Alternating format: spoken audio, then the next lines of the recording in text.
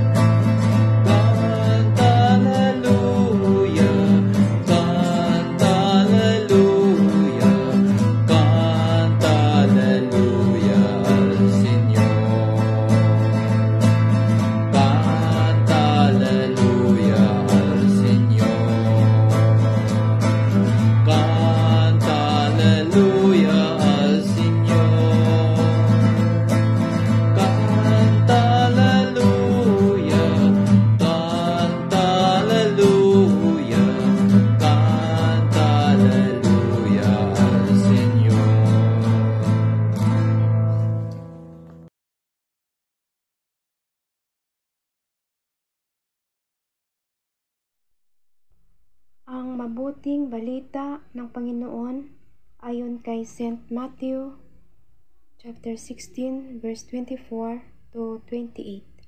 Papuri sa iyo, Panginoon.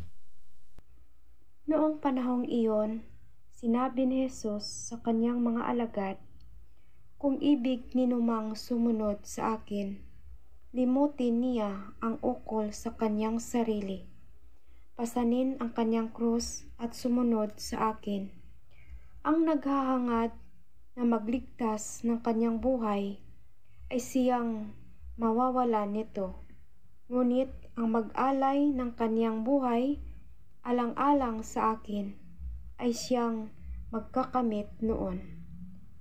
Ano nga ang mapapala ng isang tao makamtan man niya ang buong daigdig kung ang katumbas naman nito'y ang kanyang buhay? Sapagkat darating ang Anak ng Tao na taglay ang kadakilang kapangyarihan ng kanyang Ama at kasama ang kanyang mga anghel. Sa panahong yaoy, gagantihin niya ang bawat tao ayon sa kanyang ginawa. Sinasabi ko sa inyo, narito na hindi mamamatay hanggat di nila nakikita ang Anak ng Tao na parito bilang hari. Ang mabuting balita ng Panginoon. Pinupuri ka namin, Panginoong Jesucristo. Marami pong salamat, Pismanesi, sa iyong pagbasa ng ating Gospel sa araw na ito ng Biyernes, August 11, 2023.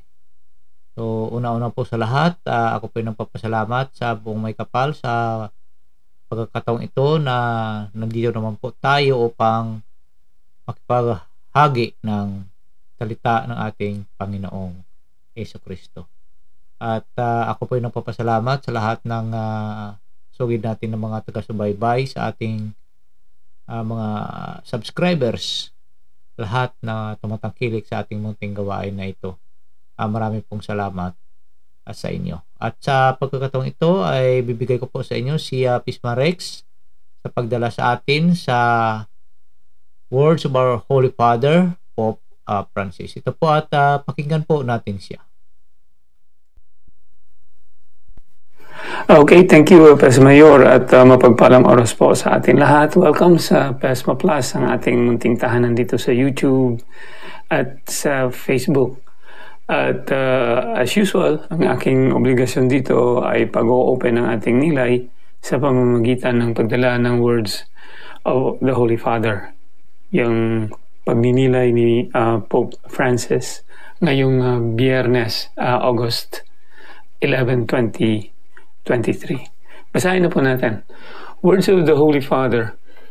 Whoever would save his life will lose it, and whoever loses his life for my sake will find it. Yan po ay nasa verse 25. This paradox contains the golden rule that God inscribed in the human nature, created in Christ. The rule that only love gives meaning and happiness to life. To spend one's own talent, one's energy, and one's time only to save, protect, and fulfill oneself in reality leads to losing oneself. That is to say, to a sad and barren existence. Instead, let us live for the Lord and base our life on love, as Jesus did. We will be able to savor authentic joy, and our life will not only be barren, it will be fruitful. In the Eucharistic celebration, we relive the mystery of the cross. We do not only remember, but we commemorate the redeeming sacrifice in which the Son of God completely loses himself so as to be received anew by the Father, and thus find us again who were lost together with all creatures. Each time we take part in the Holy Mass, the love of the crucified and risen Christ is conveyed to us as food and drink, so that we may follow him on the daily path in concrete service to our brothers and sisters.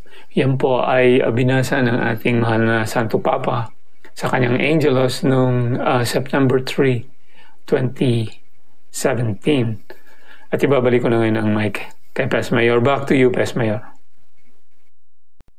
Marami pong salamat, Pismarek, sa pagdala mo sa atin sa words of our Holy Father, Pope Francis.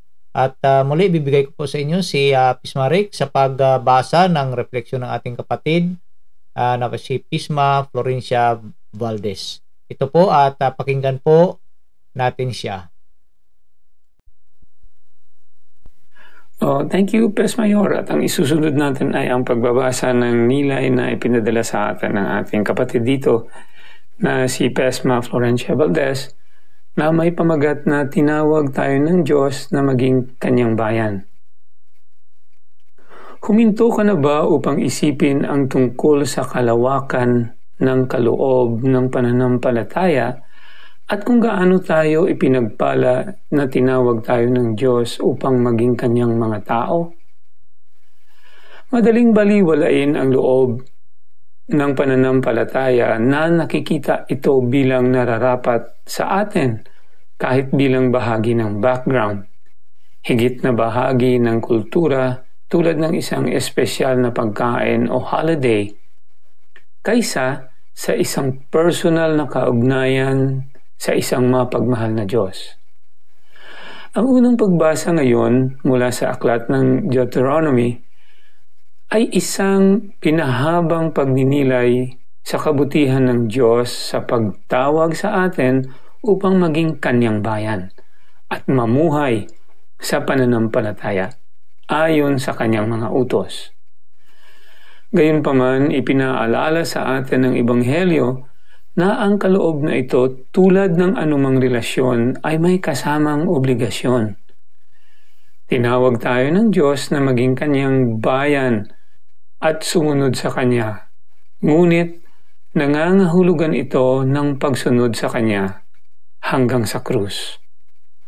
Ang pamumuhay ng ating pananampalataya at pagiging masunurin sa kalooban ng Diyos ay nangangailangan ng sakripisyo at pagtanggi sa sarili. Kakailanganin nating unahin ang iba at tanggapin ang ating pang-araw-araw na mga krus at pagdurusa. Ngunit tayo ay pinalalakas sa pamamagitan ng pagkaalam na ang Diyos ay kasama natin. Ang isa na namatay para sa atin ay magpapanatiling malapit sa atin sa buong buhay at magdadala sa atin sa buhay na walang hanggan. Yan po ay ang pagninilay na ipinadala sa atin ni Pesma Florencia Valdez. Thank you, Sister Pesma Florence. Napakaganda mong nilay. At thank you din po sa inyo sa patuloy na pagsusuporta, pakikinig sa ating munting programa na ito. Hanggang sa muli po, ito si Rex from Chicago at ibabalik ko na ang mic natin kay Pesmayor. Back to you, Pesmayor. Marami pong salamat, Pismarek, sa pagbasa mo ng refleksyon ng ating kapatid na si Pesma Florencia Valdez. At sa pagkakataong ito, isusunod ko po sa inyo si Pisma Nisey sa kanyang refleksyon.